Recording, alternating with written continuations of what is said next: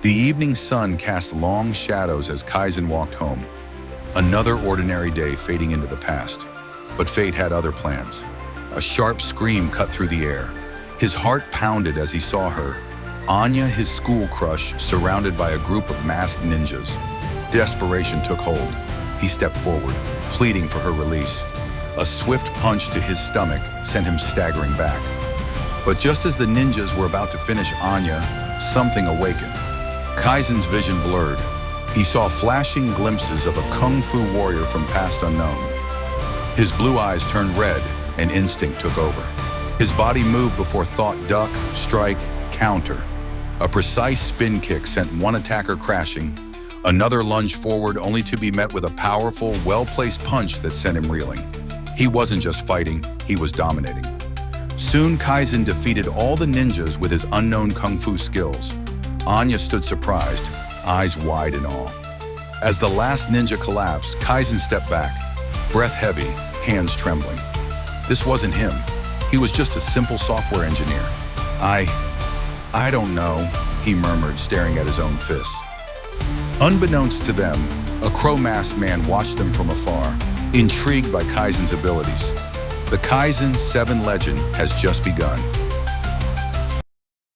The morning light filtered through the windows as Kaisen's father smirked, casually teasing him about his date with Anya. But beneath the playful tone lay something heavier, a reminder that Kaisen would soon take over the family business. The meaning behind those words remained unclear, but the weight of them lingered. Elsewhere, behind the closed doors of a grand estate, stacks of money lay on a polished table. A corrupt politician grinning in the dim glow of his office, prepared to seal a deal until the air shifted. A chill spread through the room. And then from the darkness, Karasu emerged. A crow-masked figure stood still, his presence alone enough to drain the color from the politician's face. His guards sprang into action, weapons drawn, but Karasu moved like a shadow, silent and deadly. Within moments, bodies hit the floor lifeless. The politician trembled as Karasu loomed over him, claiming to be eternal, an immortal force that had existed since the beginning of time. A legend, a nightmare, and now a master. The politician had only two choices: serve Karasu or die. That evening in a hotel, where laughter and music filled the air, Kaisen, standing with Anya, felt his heart pound. The moment was right, he was ready. Taking a deep breath, he prepared to speak, to propose Anya. But then the doors slammed open. The music cut off. A wave of fear swept the room as armed criminals stormed inside, weapons in their hands ready to shoot innocent lives. The hotel shimmered with golden lights, the air thick with the scent of expensive wine and polished wood. Anya took Kaisen's hand, eyes gleaming with excitement, and asked for a dance. Kaisen hesitated as he never had danced before. But as the first notes of the music played, glimpses of unknown past memories flashed in front of his eyes. His heart pounded as his blue eyes turned a deep, unnatural green. And then he moved. His body danced effortlessly with the music, stepping, twisting with a grace that wasn't his own. Applause erupted. The crowd, enchanted, cheered louder with every step. Anya's eyes sparkled her admiration. She was impressed. The moment was perfect. Kaisen, riding the wave of confidence, took a breath, ready to propose Anya. But before he could speak something, the doors burst open. Gunfire split the air. Glass shattered. Screams rang out as masked criminals stormed the hall, their rifles aiming innocent peoples. Panic spread like wildfire. Kaisen's instincts took over again, and his green eyes burned red, and he lunged forward with lightning-fast kung-fu strikes. One attacker fell, then another. He weaved through gunfire, his body moving on its own. But soon he realized that fists won't tackle much longer against the bullets. A gun barrel pressed against his head. It was over. Anya shouted for help.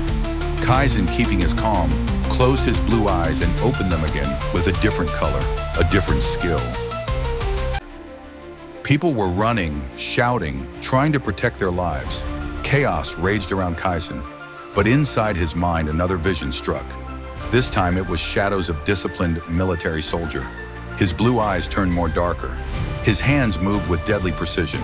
He grabbed a fallen pistol, smoothly reloaded it, and fired it. A single shot, and it was a headshot. One after another, the criminals started falling. Every bullet found its mark. Kaisen moved like a war-hardened veteran, dodging between tables, flipping over cover, tossing a grenade into a cluster of attackers without hesitation. Explosions rocked the hotel. Anya, in such situation, could barely breathe. Kaisen turned to her, explaining calmly how to hold a gun, how to load a magazine, how to aim. His voice was steady and stance, unshakable. Anya asked Kaisen, how did he know all this? Kaisen had no answer. He wasn't a soldier. He had never touched a gun before, and yet he shot all the criminals down. Silence returned. Outside the hotel, across television screens, a news anchor's voice wavered as she spoke of an ancient legend of Karasu, the immortal crow-masked warrior. She presented evidence, photographs, grainy footage proof of Karasu's presence through centuries. The world watched, disbelief turning to fear. A man who had lived forever, shaping history from the shadows. Suddenly, the newsroom plunged into darkness. A shadow loomed behind the reporter. It was Karasu. Without hesitation, he killed the reporter. Looking towards camera, Karasu declared his plan to bring dictatorship in the nation. And with that, the screen went black. The gentle rustling of leaves filled the park as Kaisen sat deep in thought. The weight of an unsettling mystery pressing on his mind. How could he fight like a warrior, shoot like a soldier, dance like a skilled artist when he had never learned any of it? His thinking was interrupted by an artist who challenged him to a sketching duel. Anya nudged him forward, encouraging him to try. But as Kaisen held the pencil, his hand hesitated. His drawing looked comedy. The page mocked him. He was unable to draw. As he kept looking at sketchbook, he started seeing past glimpses of paintings, sketches, an artist. His eyes turned orange, and within minutes he drew a beautiful sketch. The challenger was stunned. He stepped back and mentioned that Kaisen's art style is very similar to that of an artist from a long-lost era. Anya recalled Kaisen's dance and pointed it similar to that of a famous historic performer. One by one, the pieces fell into place. It was now making sense. Kaisen realized a mind-blowing truth. Somehow, he was able to access the skills of his past lives, the talents of his previous births. He wondered how many lives, and how many skills he can unlock. Are there more powers hidden inside him? The dim glow of the room cast long in Kaisen's house as Kaisen and Anya discussed about his past life talents. Anya mentioned that until now she has seen 4 skills, and with every skill accessed from previous birth, his eye color changed. She was sure that Kaisen had more powers ready to unleash at right time. As they wandered through the house, deep in thought, they accidentally fell into a secret tunnel, swirling around ancient relics. Rows of ninja swords, cryptic maps, artifacts of war. The air was thick with history, heavy with secrets. Then their eyes locked onto walls lined with paintings, each one of the crow-masked figure. The same man over centuries, unchanging and eternal. And in that moment, a shocking truth struck them like a lightning. Karasu, the immortal legend, was actually Kaisen's father. Before they could process it, the crow-masked man was standing right in front of them, silent, calculated, and unshaken. Kaisen was terrified, confusion in his eyes. Karasu removed his mask and his father's face stared back at him. Karasu smirked and told Kaisen that now it's time for him to take over the family business. Night draped the city in a veil of shadows as Karasu spoke, his voice calm yet commanding. Karasu explains Kaisen that the legend of the immortality is a ruse created by generations of his ancestors wearing the same mask. He urges Kaisen to put on the mask and embrace the legacy of dictatorship. Karasu orders him to kill Anya to prove his loyalty to the cause. Without giving a single thought, Kaisen refused. In an instant, he grabbed Anya's hand and ran away out of the house. Karasu's ninjas surged forward. They were too fast trying to outrun them. Kaisen could hear them closing. Desperation ignited something deep within Kaisen. His body dropped low, hands touching the ground.